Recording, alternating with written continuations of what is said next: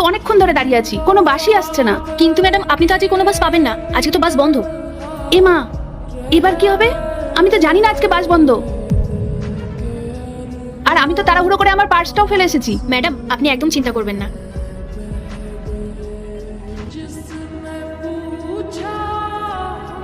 এই নিন এটা ধরুন। কিন্তু মা, আমি এই টাকাটা তোমাকে ফেরত দেবো কিভাবে? আমি তো অনেকদিন পর বোনের বাড়ি যাচ্ছি, কয়দিন থাকবো তারপরে তো ফিরবো। আমি তো আপনার মেয়ের মতোই, বলুন টাকাটা রাখুন। ঠিক আছে মা, আমি না এক কাজ করব, তুমি যখন যাবে আমাদের বাড়িতে জামা কাপড় দিতে, আমি সেই সময় তোমাকে টাকাটা ফেরত দিয়ে দেবো। ম্যাডাম আপনার যেদিন সুবিধা হবে আপনি আমাকে সেদিনই দেবেন, আর আপনি সাবধানে যাবেন। আমি এখন আসি। তুমিও সাবধানে যেও মা। হ্যাঁ ম্যাডাম, আসছি।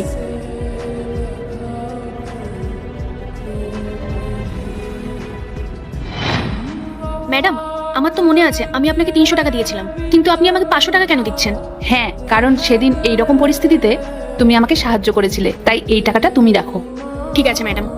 আর মেম সাহেব আপনি এরপর থেকে আমাকে আরো বেশি বেশি করে জামা কাপড় দেবেন। ঠিক আছে। আচ্ছা ঠিক আছে, তাহলে এখন আমি আসি। এই শোনো বাবু, আর 500 টাকা দে তো ওনাকে। কেন মা, আবার ওকে 500 টাকা কেন দেবো? তুমি ওর কাছ থেকে যেটা ধার নিয়েছো সেটা তোকে দিয়ে দিয়েছো। আমি তো তোকে বললাম 500 টাকা দিতে।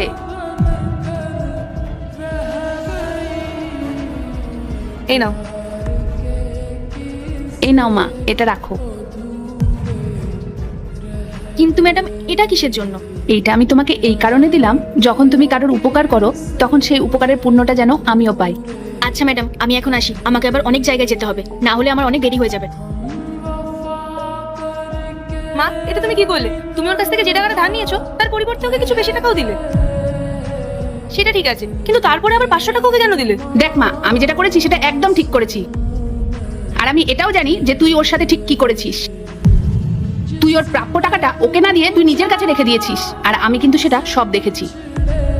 আমি কি তোকে এটা শিখিয়েছি যে কারোর সাথে এইরকম ব্যবহার করা? এটা কিন্তু তুই ঠিক করিসনি, তুই এটা অন্যায় করেছিস। আরে তোর তো কোনো কিছুর কমতি নেই, যখন যেটা চাস তখন তো তুই কিনে নিতে পারিস। কিন্তু ওরা ওরা সেই সকাল থেকে রাত পর্যন্ত কতটা পরিশ্রম করে, তারপরে গিয়ে হয়তো সামান্য কিছু টাকা ইনকাম করে, আর তুই তাদেরকেই ঠকাচ্ছিস। আমি কি তোকে এই শিক্ষা দিয়েছি? না মা, তুমি আমাকে এই শিক্ষা দাওনি, কিন্তু আমি জানি না আমি এটা কেন করলাম। আমার মধ্যে লোভ চলে এসেছিল। তুমি আমাকে ক্ষমা করে দিও মা, আমি আমার ভুলটা বুঝতে পেরেছি।